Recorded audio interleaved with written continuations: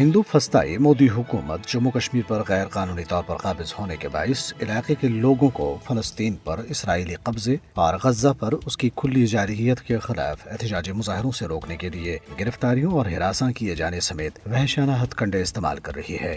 غزہ اور مغربی کنارے میں قابض اسرائیل کی طرف سے فلسطینی عوام کے قتل عام کے خلاف حزب اختلاف کی مقامی جماعتوں نے وادی کشمیر، جموں اور لداخ خطوں میں تمام ضلعی ہیڈ کوارٹرز پر احتجاجی مظاہروں کا اعلان کیا تھا۔ تاہم بھارتی پولیس نے رات بھر چھاپوں کے دوران مرکزی، ضلع اور تحصیل سطح کی زیادہ تر قیادت کو گرفتار کر لیا۔ جن لوگوں کو حراست میں لے لیا گیا ان میں PDP کے جنرل سیکرٹری غلام نبی لون اور ایڈیشنل جنرل سیکرٹری آغا سعید محسن سمیت وادی کشمیر کے تمام ضلعی صدور شامل ہیں اور انہیں پولیس لاک اپ میں بند کر دیا گیا۔ جموں خطے میں شیخ عبد الرحمان، میر شاہد سلیم، ID کھجوریا، سبھاش مہتا، سکھدیو سنگھ اور ان سمیت کئی سماجی اور سیاسی کارکنوں کو جموں، سانبا اور کٹھوا اضلاع میں گرفتار کیا گیا۔ تاہم ضلع کرگل کے علاقے سانکو میں خواتین اور بچوں نے آج فلسطینی عوام کے ساتھ اظہار یکجہتی کے لیے ایک احتجاجی مظاہرہ کیا۔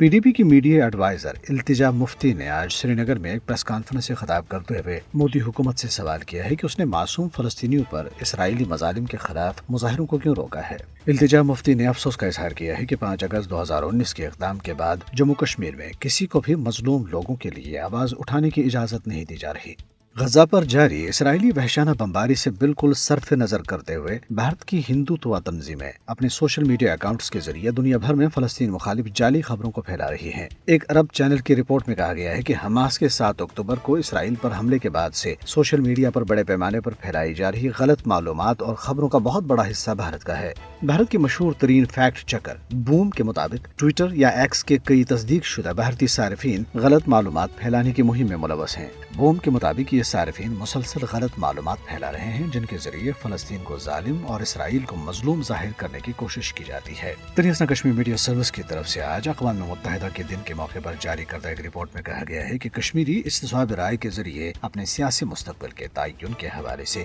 عالمی ادارے کی قراردادوں پر عمل درآمد کے منتظر ہیں۔ رپورٹ میں کہا گیا ہے کہ اقوام متحدہ کا دن ایک بار پھر اس بات کی یاد دہانی کراتا ہے کہ تنازع کشمیر گزشتہ 7 دہائیوں سے زائد عرصے سے عالمی ادارے کے ایجنڈے پر ہونے کے باوجود ابھی تک حل طلب ہے۔